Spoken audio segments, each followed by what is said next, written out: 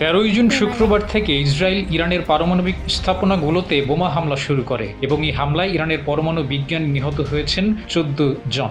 ইসরায়েলের সশস্ত্র বাহিনী জানিয়েছে ওই বিজ্ঞানীরা ইরানের পারমাণবিক অস্ত্র তৈরির গুরুত্বপূর্ণ ব্যক্তি ছিলেন এবং তাদের মৃত্যু ইরানের পারমাণবিক গণবিধ্বংসী অস্ত্র তৈরির পথে বড় ধরনের ধাক্কা।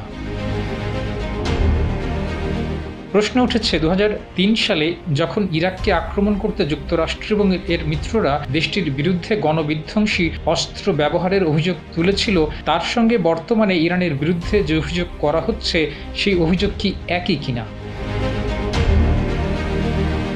যমুনা স্মার্ট রেফ্রিজারেটর, স্মার্ট লাইফে স্মার্ট রেফ্রিজারেটর।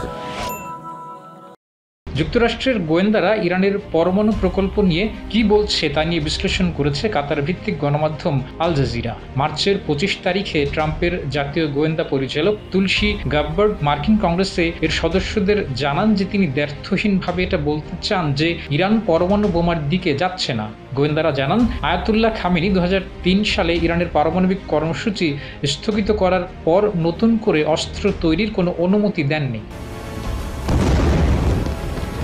তবে গাব্বার্ড বলেন, পরমাণু কর্মসূচি নিয়ে জনসমক্ষে আলোচনা নিষিদ্ধ থাকার যে রীতি ইরানে ছিল তা কমেছে এবং পারমাণবিক অস্ত্রকে উৎসাহ দেওয়ার মতো আলোচনাকে ইন্ধন দেওয়া হচ্ছে, যা পরমাণু অস্ত্র তৈরির সিদ্ধান্তের জন্য প্রভাবক।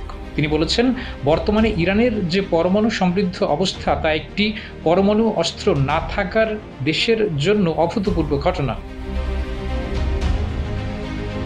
ইরানের হামলায় 3 দিন আগে জুনের 10 তারিখে মার্কিন সামরিক বাহিনীর কেন্দ্রীয় কমান্ডের কমান্ডার ইরিক কুরিল্লা সিনেটে একটি বৈঠকে জানান তেহরান পরমাণু অস্ত্রের দিকে ধাবিত হচ্ছে, তবে তিনি ইরান বর্তমানে পারমাণবিক বোমা তৈরির কোনো কর্মসূচির সঙ্গে আছে বলে জানাননি।